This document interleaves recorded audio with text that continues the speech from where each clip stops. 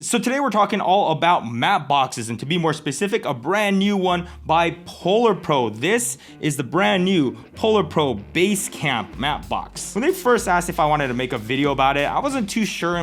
Matte boxes, they're not that exciting to be honest, but after I had a chance to use it for a few days, I was like, this thing is awesome, can I keep it? And they're like, yeah, and you can give one away too. So giveaway coming up. I think they did a killer job with this matte box. It's very sturdy on there, it functions really well. It's relatively inexpensive. So before we dive in, let's talk about what a matte box does. Three things. First, it is a sunshade, so it cuts out that glare or flare if you're trying to get rid of that. Second, it holds super high quality filters in front of your lens. And finally, it makes your camera look dope. And I'm not kidding when I say that. You show up to a shoot like that, they're like, wow, that's a nice camera. You show up with this little matte box up front, they're like, wow, can we pay you more money? Would that be all right with you? But pretty much any matte box can do that, right? So what makes Basecamp so special? Traditionally, you would have a raw piece of glass like this and a tray like this, right? So you have to do this delicate little dance to get it in there safely. Now, one downside is you cannot use a traditional filter in this new PolarPro matte box. But the benefit of using a whole new platform is that this is only 2 millimeters thick, so it's thinner and lighter. And the quality of this filter is fantastic. It uses quartz glass, which has a very low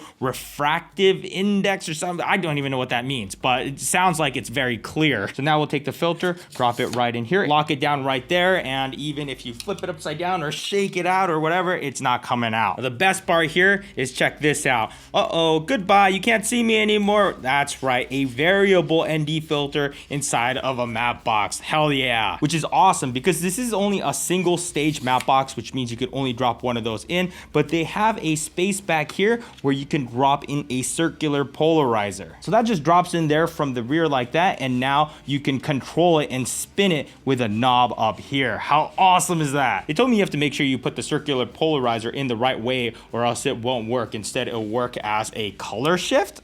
What? I need to see it to believe it. Let's try it out. I'm gonna put it in backwards. Whoa, it's actually doing it. Look, see, I'm warm right now, and now I'm cool. Well, I don't understand this technology. Let's switch it back before the universe explodes. And yeah, it is an option to just pull out the filter and use this as a standalone circular polarizer. If you're not sure about what the ND filters and polarizers do, I have a whole video about that right there. But in short, ND filters will allow you to open up that aperture, getting that nice shallow depth of field. And circular polarizers can do a few interesting things like being able to see through windows better, making the skies look bluer, or maybe even seeing into the water because it cuts out a lot of reflective surfaces. But it is so awesome just having this variable ND so you don't have to constantly pull out the tray and replace it with a different one. It's such a hassle. Now, this is all part of the variable ND kit, and this is a 2 to 5 stop filter. But on the days where it's really sunny, you need something a lot stronger. So this is a 6 to 9 stop range. Now, the advantage of a variable ND filter is obvious. It's very convenient because literally instead of swapping out a bunch of different filters,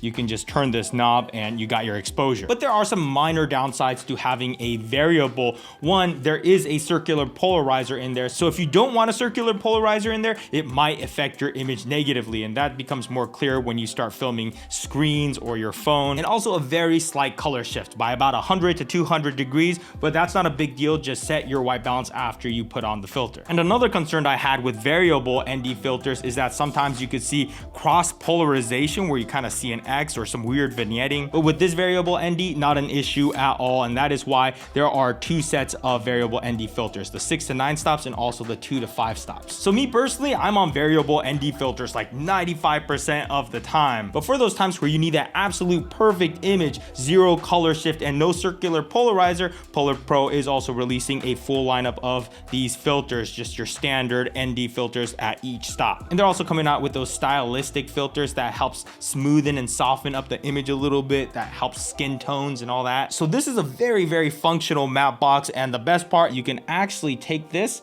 and pull that whole front end off. Oh yeah. This is a gimbal operator's dream, a variable ND filter that's super compact. Whenever I try to balance this setup on this Movi Pro, it's fine until I try to slap on a matte box and that throws off everything. So having this option to just throw off half of the matte box is freaking awesome. Look at that, look, it's tiny. The gimbal's not even gonna know that's on there, so this is a must have for you gimbal operators out there. And once it's on there and you tighten it down, it is on there good. It is not coming off. There's also gonna be options on mounting this with your rails if you prefer to do that method, but this clamp on method actually sticks really good. Like, that's not coming off. Now, for those of you who aren't familiar with clamp on matte boxes, it's not like a photo lens where you could take a filter and thread it on. You know how you could just twist it on? Cinema lenses don't have that thread, so you're usually measuring the outer diameter. So this is 114 millimeters, I believe, so that clamps on just fine. 114 millimeters is pretty big, so it fits this one perfectly, but if you have a different smaller size,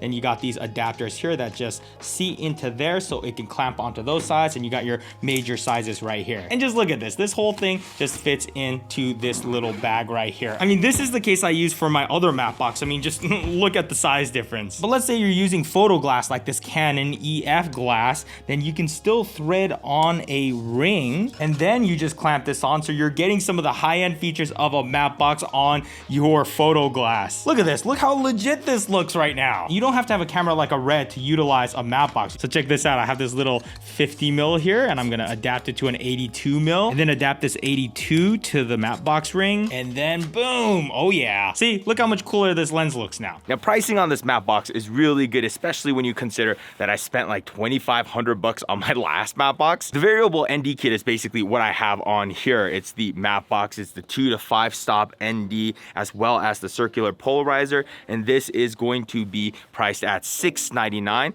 But during launch week, this week, if you're watching it when this video comes out, then you could get it for $599, and that's actually great because you get the matte box, but also the filters. I mean, the filters alone usually cost around that much. Me personally, I'd say this is the way to go to get you started, and over the course of time, you can collect some of the other filters that PolarPro is making, and also the 6 to 9 stop variable ND. But yeah, giveaway, the variable ND kit is gonna be sent out to someone in the notification squad. For your chance to win, all you gotta do is drop a comment down below within the first 12 hours of this video going live. So get on it fast. But anyways, check out this view real quick. Oh, I got a variable ND filter on this camera too, but pretty awesome, right? We're staying on this Airbnb right on this lake, and it's massive, so a bunch of us decided to come and share it. Apparently this home used to be owned by Tim Allen a long time ago, you know, from Home Improvement and Galaxy Quest. Anyways, let's pull up some recent comments, see what kind of wacky things you guys had to say. At 625, somebody please make this into an awesome lightsaber scene. I don't need to be the next Star Wars kid, okay? Close After Effects right now, no. Did they give you a hard time about bringing the camera on the roller coasters, or did you sneak it? No, I had to sneak that thing in. I had to take the camera and I stuck it down my pants, and when the ride started, I was all suspicious, like, okay, coast is clear. Pulled out the camera. Really, like, I felt like I was doing some real hardcore criminal shit, but it was just like, I just wanted to record myself. Nice mustache, Potato Jet, at 518. It's okay, I forgot to shave that morning, okay? Does anybody find Jet's half stash extremely disturbing, or is it just me?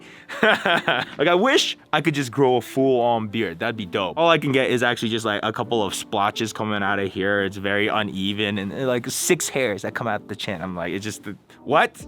Does not look cool at all. K-Soul says, I got so much out of this discussion. You should do more content like this every once in a while. Awesome, thank you. Glad you liked it, because I was a little concerned about uploading a 31-minute video of us just talking about filmmaking, but glad you guys liked it. Gene's mustache looks like he just ate chocolate and got dirty. Can we please cut it with the mustache jokes?